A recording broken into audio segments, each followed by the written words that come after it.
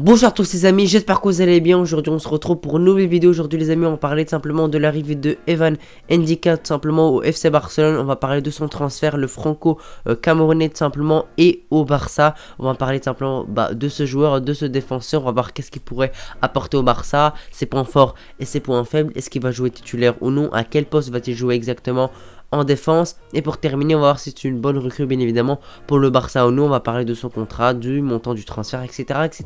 Restez bien jusqu'à la fin de la vidéo, c'est très important. N'oubliez pas de vous abonner et on perd pas plus de temps. C'est parti pour la vidéo.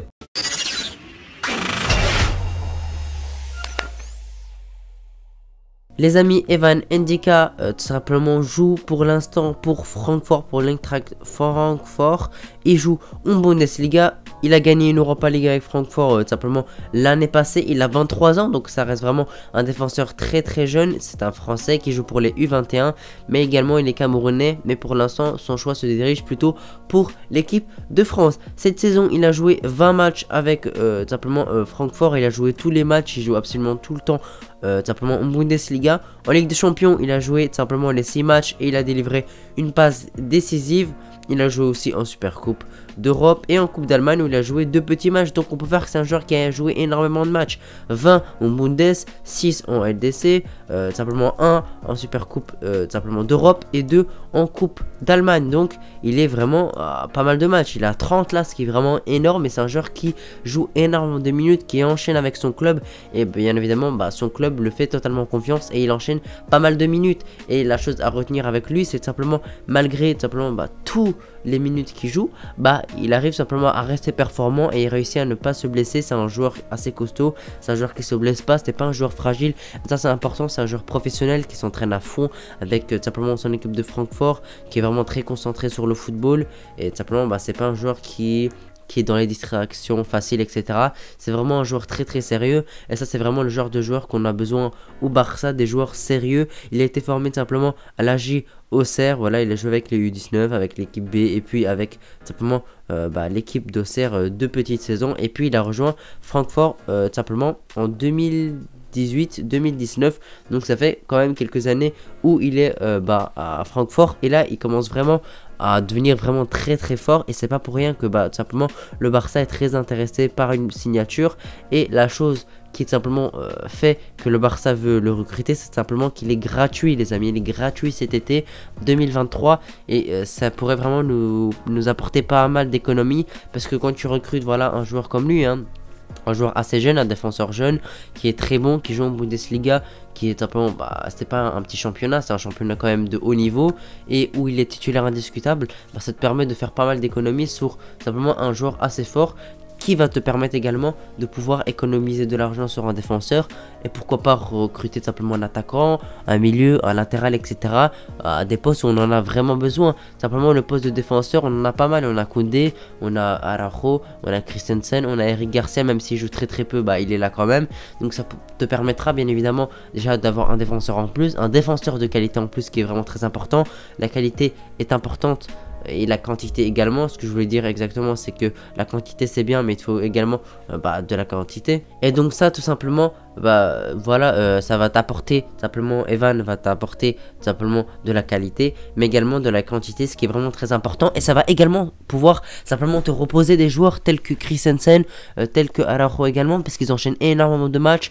On n'est vraiment pas à l'abri d'une blessure. On a vu qu'Araujo s'est blessé pendant très longtemps avant la Coupe du Monde. Christensen avait eu une blessure également. Bref, quand tu les fais trop jouer, bien évidemment, des moments ça lâche physiquement.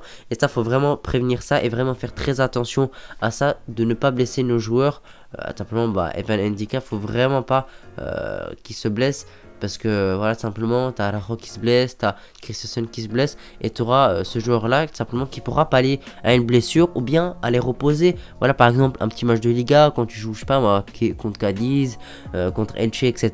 Tu peux par exemple le titulariser, il n'y aura pas de souci. Les matchs de Coupe du Roi également. Et c'est pas un peintre, c'est pas un mauvais joueur, c'est pas un joueur que tu vas mettre tout simplement à la place de Araujo ou Christensen parce qu'il est mauvais, tu le remplaces juste comme ça pour faire reposer les deux défenseurs, mais parce qu'il a de la qualité. 23 ans les amis, c'est très jeune pour un défenseur. Araujo, il a quel âge actuellement? Il a 24 ans, 23 ans, il a à peu près son âge et il reste encore très très jeune. Voilà, les défenseurs, c'est pas pareil que les attaquants. Il y a des attaquants qui jouent à les 18, 19 ans. Il y a beaucoup d'attaquants qui sont au niveau à cet âge-là, mais pour les défenseurs, c'est beaucoup plus rare. Et on sait qu'un défenseur mûrit beaucoup plus tard. T'as par exemple un Ramos, où il y a quelques années, où il avait 34, 35 ans, mais il était encore monstrueux. Et là, il a quel âge? Ramos, 37 ans, et il fait encore quelques bonnes performances avec le Paris Saint-Germain. Et Thiago Silva par exemple, bientôt 40 ans, encore au haut niveau, etc. Donc quand tu recrutes ce genre de joueur là, ce n'est pas pour simplement le court terme, c'est vraiment pour le très très long terme. Là il a 23 ans, il peut encore jouer vu sa forme physique, vu son professionnalisme, etc. Il peut encore jouer, allez, on va dire 15 ans de carrière, ce qui est vraiment énorme.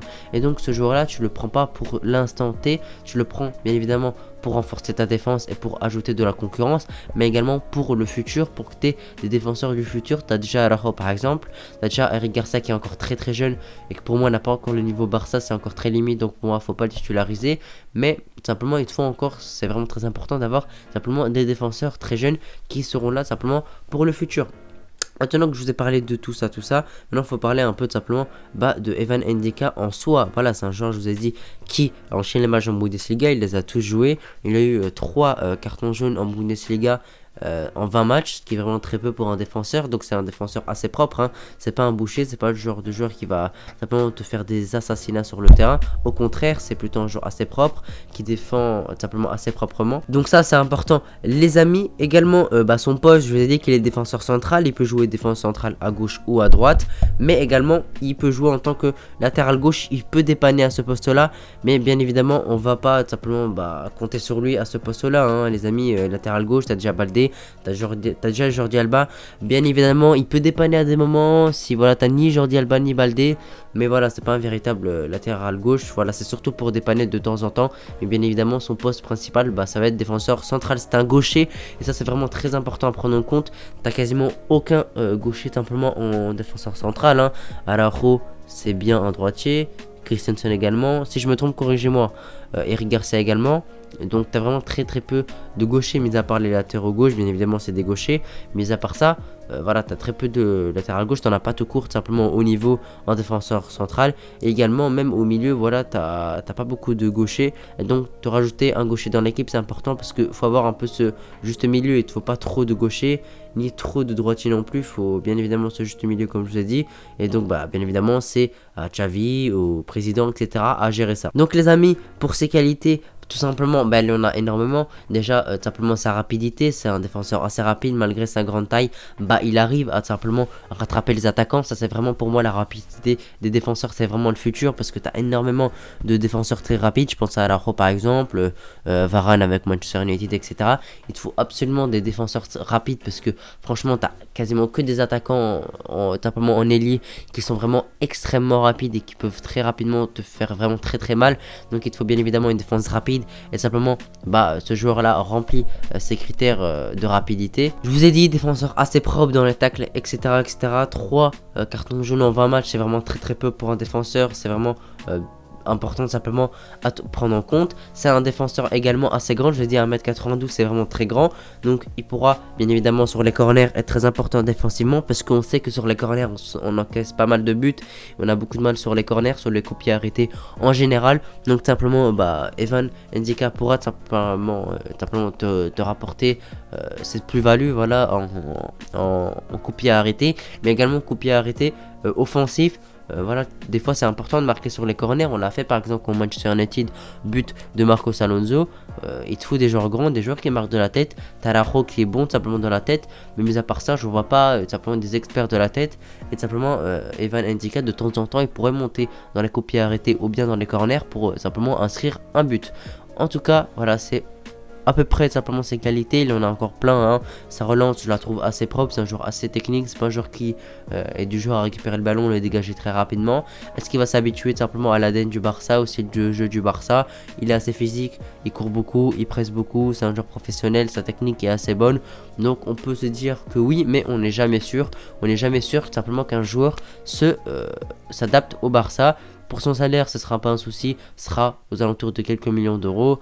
Pour le prix du montant du transfert, bah, ce sera gratuit puisqu'il est gratuit.